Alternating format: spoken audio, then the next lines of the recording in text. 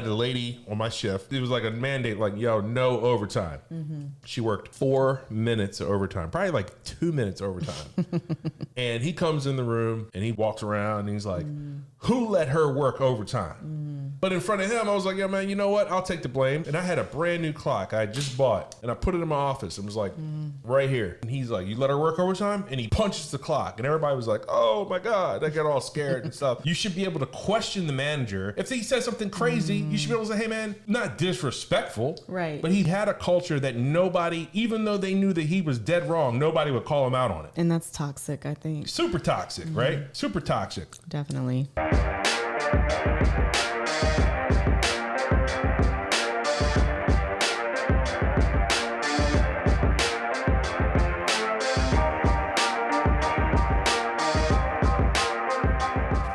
Hey everybody. What's going on, Gerard? Sara here. Like, subscribe, share. 1, 2, 3. Yes. That's what we're talking about here. All right. So today we're going to talk about Another kind of 1, 2, 3. Another kind of 1, 2. I don't know if we're going to do 2 or 3, but here's the thing. We're going to talk about. I mean, in this world, you got good managers, you got bad managers, and there's this thing I see all this stuff. I look on the thing and I see like, oh, here's what's trending: signs of a bad manager, right? Oh, we could talk about that all day long. All day long. So let's go. Okay. Here are the signs of a bad manager. Number 1. Okay. So we're going to just jump right in, right? Not putting our toes in first? Nope. Number 1. Okay. Leading by fear. Okay. So I don't really have too much background on that, but I'm sure you do. I mean, working in the warehouse, I'm sure you've seen a lot of this example. I mean, warehouse, whatever, right? Yeah. So you got people who lead that use their power or use their influence or use their title as like, you better listen to me. Like a power trip. Power trip, or what'd you call it before? A boss bully. Boss bully, right? So, Yeah. Boss bully. Yeah. So I had this dude who basically, there's 2 kinds of ways you can lead by fear. One way you can is like you're threatening or intimidating, and typically what that person does, they have what's called, I used to call it a whipping boy, right? So one person in the operation, they would just pick on them all the time because they knew they wouldn't talk back, so they would pick on them. So I had this manager that he led by fear, and he would push his weight around, and basically, I mean, the one time he threw a pizza. I mean, this dude came in That's and that's threw crazy. a pizza. So you've seen somebody throw a pizza in a professional setting? He had a I don't suit think and that's tie what I've on. ever seen anything. We had on shirts and ties, sitting around a board table. Wow. And he goes, "Oh, this is what y'all do up here? Sit up here and eat this pizza?" And he picks a pizza up and just throws it against the wall. Right? That's one time he did. Another time, man, he's gonna be so mad. This dude is still alive. He knows what I'm talking about. Another time I had there was like a mandate, like, yo, no overtime. And I had a lady on my shift. She worked 4 minutes of overtime, probably like 2 minutes overtime. And he comes in the room and he walks around and he's like, who let her work overtime? And nobody let her. She clocked out like 4 minutes late. Right. Right? So everybody's looking, and I knew who it was. So you already knew who he was talking about. But I basically was like, I did. Because Okay, that's responsible. I'm the boss. Right. Right? So I know now I beat up the guy who let her work overtime after he left. But in front of him, I was like, yeah, man, you know what? I'll take the blame. I'm ultimately responsible. And you asked me before, how did I know that somebody worked overtime? Because there was a report. So what I should have done as a manager, I really should have run a report, looked at it, saw the person worked overtime, and then addressed it, right? But I didn't. So this dude came in, and then I had a clock, and I had a brand new clock I just bought, and I put it in my office and was like, right here. And this dude comes in, and he's like, you let her work overtime? And he punches the clock, and everybody was like, oh my God, I got all scared and stuff. And I'm like, man. So you know what I did? I bought a new clock. And you know what I did with the clock? I put it like this high, because the dude was like 5'2". Oh my goodness. So I put it up at the top, so he couldn't. So he came in the next day and was like, Did you put that up? So everybody's laughing at him, right? Because I put the clock on the thing. But what I mean by leading by fear is like that. So you got the manager who leads by fear that basically goes around and tries to intimidate people all the time. And I don't think anybody can do it to that extent anymore. No, you can't do it like that in today's society. But also, what I mean by leading by fear is having the culture that people don't want to question the boss, right? Right. And that happened too before, where I had a boss. I had a boss's boss who basically said, no matter what, we ship everything. And it was like, there's some days we didn't ship everything. So he called me on the phone and was like, hey, Gerard, we ship everything. Everything needs to go by 4 a.m. And I said, hey man, I'm looking at how many boxes. I look at what we have, and we're never going to be done by 4 a.m. And he's like, well, what part of this did you not understand? I'm like, hey, man, look, this is math. We do this many an hour. We have this much to do. We ain't going to make it. And everybody was like, oh, my God, Gerard's telling them we're not going to do it. I'm like, yo, do you want me to lie to you right now and tell you we're going to do it or not? Right. So what I mean is leading by fear is what I say. What I mean by that is leading or creating a culture where people can't question the manager. You should be able to question the manager. If he says something crazy, you should be able to say, hey, man, not disrespectful, right? But he had a culture that nobody, even though they knew that he was dead wrong, nobody would call him out on it. And that's toxic, I think. Super toxic, right? Super toxic. Definitely. Number 2, doesn't value the opinions of the team. Right. You get that? Yes. They don't want anybody's input. Right. Yeah, definitely. Right. Or they make decisions based off of what they want to do. They have a whole team, and they're not getting the input and buy-in, because a lot of times, a lot of people's buy-in is important. And you've mentioned that on another episode. Not right? even that. Even with you in your, I mentioned on another episode. Right. But even in your business, we sat right downstairs at that table. Right. You're gonna make some changes in your business. Who'd you bring in? I brought in my team. You brought your team in, and we asked some questions. Right. And what did they do? They gave you answers. They gave me some great insight. Insight that you didn't even know was happening. Nope. So they gave you some insight. You didn't just make a decision. You got their buy-in. You got their input. So now they own part of the process because they gave you the input, and then you're going to go together with it. Right. I had the same thing. And then this is me. I made a mistake. I did something really stupid.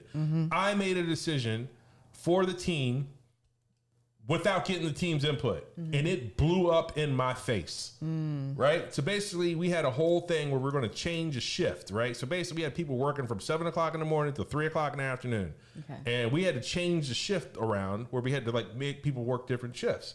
Well, I just mandated we're changing the shifts, and they just almost overthrew the government. They almost got fired.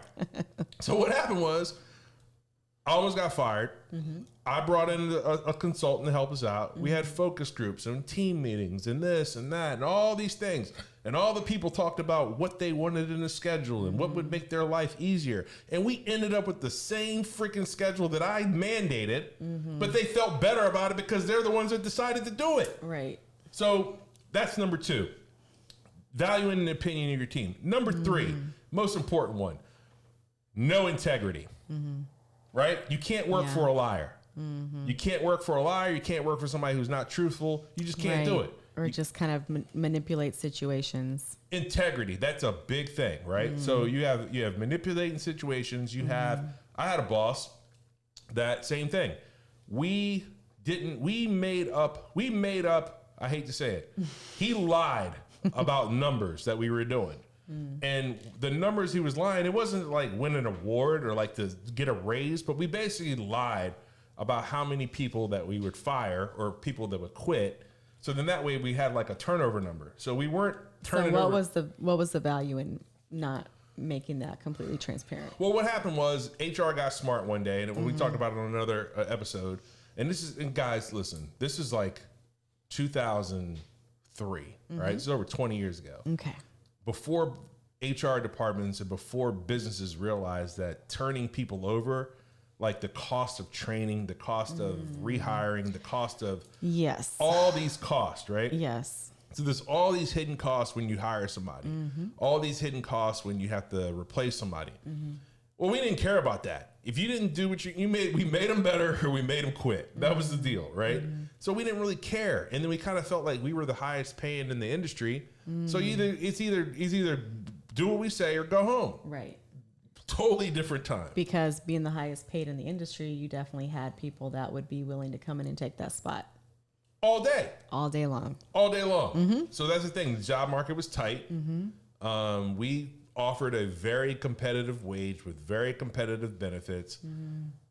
Work-life, I could talk about that too. Well, that's a whole nother thing. We can talk about that too. Work-life balance, right? Well, let's do that next. We're going to talk about work-life balance. Next episode, guys, tune in for next time for work-life balance. But right now, we're going to finish this up with this integrity. So basically, we had this situation where we were getting in trouble because we were turning over people so we had a whole change of culture and a change of mindset that firing people or hiring people all the time was a bad thing. We had like 50% turnover, which means that we had to hire, I don't remember, it was like January. And they said, hey, for Christmas, we need to add another 200 people. So we hired 20 people a week from February until November to get 400 because we would fire half of them. So they was like, oh, that's super expensive. So what he decided to do was, instead of keeping the people we had, he decided that we're not going to let as many people go that weren't coming to work. So then basically we lied about our number of people that we had working for us. Right. So then what happened was there was an emergency somewhere in the company.